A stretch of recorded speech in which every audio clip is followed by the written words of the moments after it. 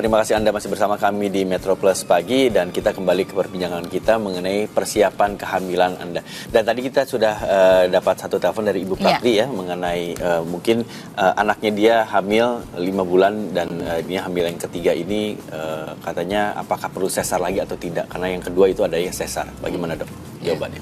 Agak sedikit di luar topik ya. Tapi intinya gini, jadi persalinan normal setelah sekali melahirkan sesar itu masih dimungkinkan. Tetapi memang ada beberapa skor yang penilaian yang harus kita nilai. Namanya itu ada skor VBAC, vaginal birth after cesarean itu.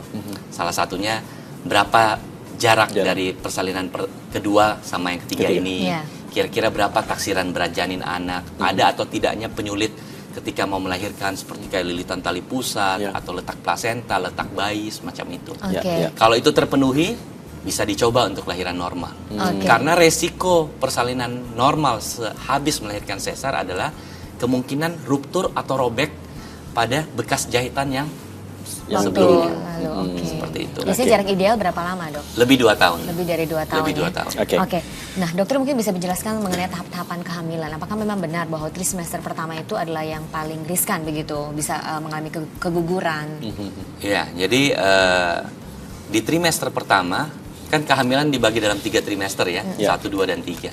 Trimester pertama itu memang masih rentan, kenapa? Karena istilahnya janin ini baru mau tumbuh, baru mau melekat di dalam rongga rahim. Jadi biasanya ya kayak tanaman, nah kalau akarnya belum kuat, resiko dia tercabut lebih besar. Makanya biasanya di trimester pertama juga orang lebih berhati-hati. Ditambah lagi gangguan kehamilan seperti mual muntah itu cukup dominan di trimester pertama. Sehingga orang kadang-kadang susah makan, susah segala macam. Ya sedikit banyak itu dapat mengganggu pertumbuhan janinnya. Kalau sampai kayak dia muntah-muntah nggak bisa makan, janin ini kan dapat asupan makanan cuma dari ibunya. Betul. Nah itu juga bisa mempersulit gitu. Apa sih dok penyebab mual-mual pada saat hormon kehamilan? Jadi memang hormon kehamilan itu menyebabkan mual muntah. Semakin mual ibu-ibu ini, dia jadi pengen nggak mau makan. Semakin kosong lambungnya, semakin tinggi asam lambungnya.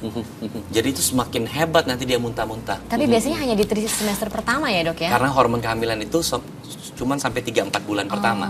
Dan kondisi ini memang disamakan dengan kehamilan pertama, kedua.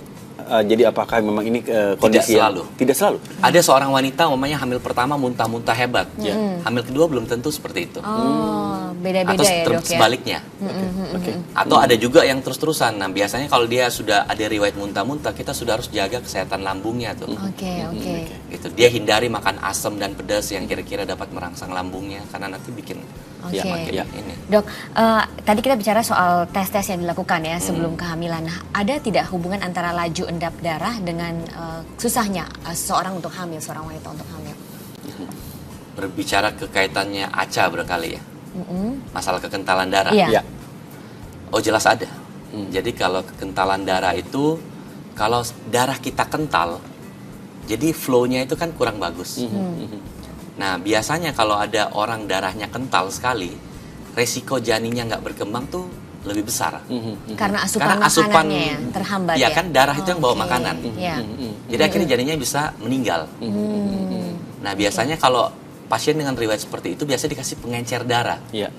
Supaya darahnya lebih encer, flow-nya lebih bagus gitu loh. Tapi memang apakah benar dok bahwa kekentalan darah itu akan terjadi bagi ibu hamil di usia kehamilan yang mungkin sudah agak menua gitu?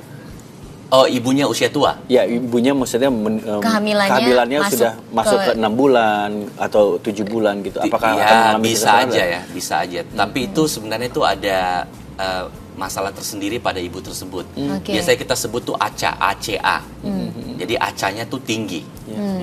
Itu biasanya itu harus diterapi dulu tuh. Nah kadang-kadang pemeriksaan ACA ini sebenarnya mirip-mirip kayak torch. Idealnya diperiksa duluan. Cuman kadang-kadang itu diperiksa dalam suatu kepustakaan ditulis biasanya ketika sudah ada riwayat keguguran, baru hal-hal itu diperiksain. Jadi kalau ternyata ACA-nya tinggi, jadi sebelum hamil dikasih dulu obat untuk encerin darahnya. Gitu loh. Tapi kalau misalnya memang pada saat waktu di akhirnya hamil, terus begitu darah itu masih mengental, apakah memang harus terus diberikan pengencer darah dok? Kalau ada orang seperti itu biasa dikasih terus sampai kehamilan kurang lebih 8,5 bulan. Tidak berbahaya untuk bayi? Tidak berbahaya. justru lebih aman kan, biar aliran darahnya bagus kan. Oh, jadi memang tidak ada. Cuman pada saat mau melahirkan itu harus di stop.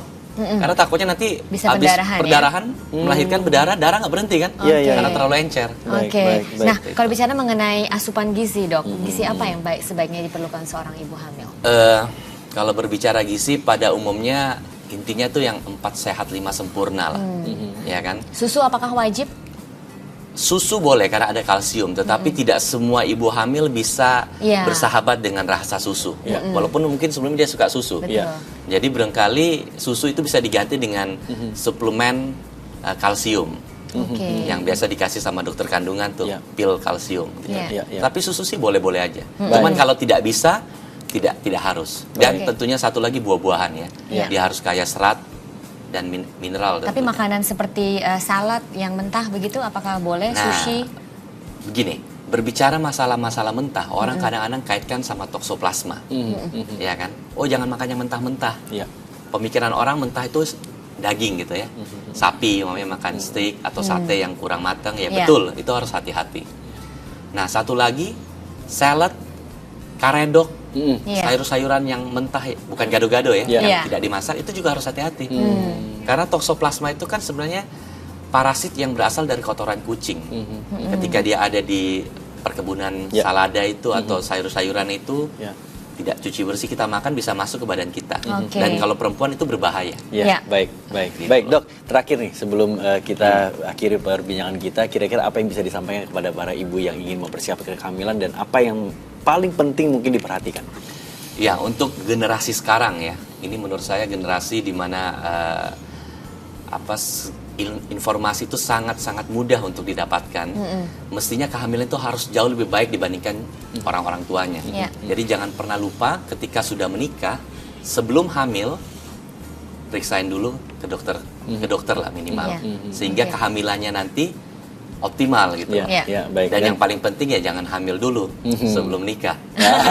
Ya, betul sekali. Oke. Baik, terima kasih Baik. banyak dokter atas informasinya dan mudah-mudahan apa yang kita bicarakan bisa bermanfaat untuk Anda semua yang ada di rumah. Iya, pemirsa, dan Metro Plus Pagi masih akan kembali setelah headline news pukul 11 waktu Indonesia Barat. Jangan kemana-mana.